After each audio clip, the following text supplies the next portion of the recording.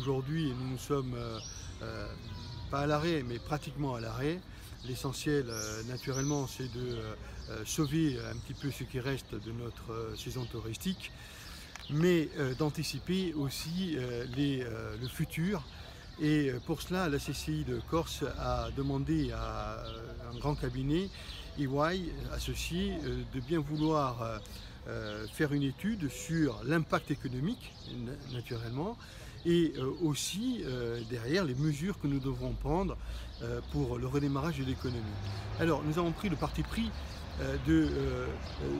d'aller sur des mesures essentielles. Pour la bonne et simple raison, c'est qu'aujourd'hui, l'ensemble des régions françaises sont dans grande difficulté et Bercy et sûrement les ministères vont être embouteillés de demandes venant des régions.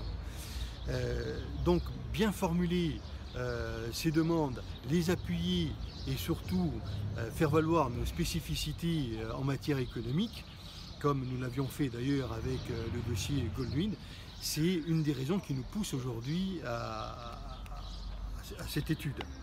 Nous et donc ce cabinet avons défini 12 filières à mettre en avant. Ce qui est nouveau, c'est la manière dont nous allons restructurer les filières en donnant la parole aux entreprises. On a vu que 1741 entreprises avaient répondu. Alors ça peut paraître peu, mais même pour un cabinet aussi prestigieux que celui-ci, les réponses ont été abondantes, structurées, de qualité. Ça veut dire qu'il y a une attente aujourd'hui des entrepreneurs sur le redémarrage et sur la façon de voir l'avenir. Ils ont besoin d'un chemin, ils ont besoin d'une vision à long terme.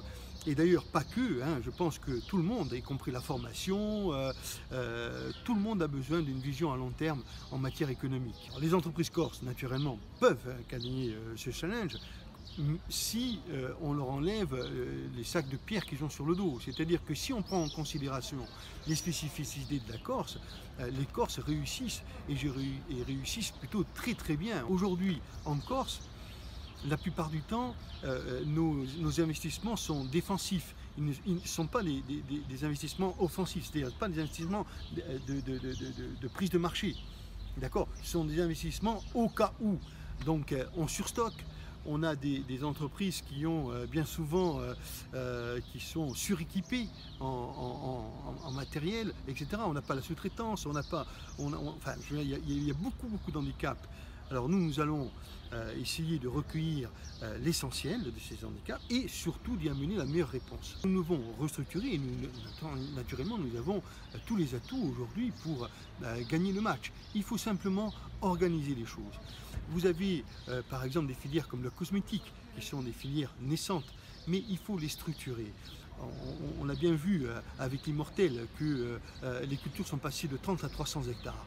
Donc dès que la Corse s'organise, dès qu'elle trouve un filon, elle est capable naturellement de gagner le match.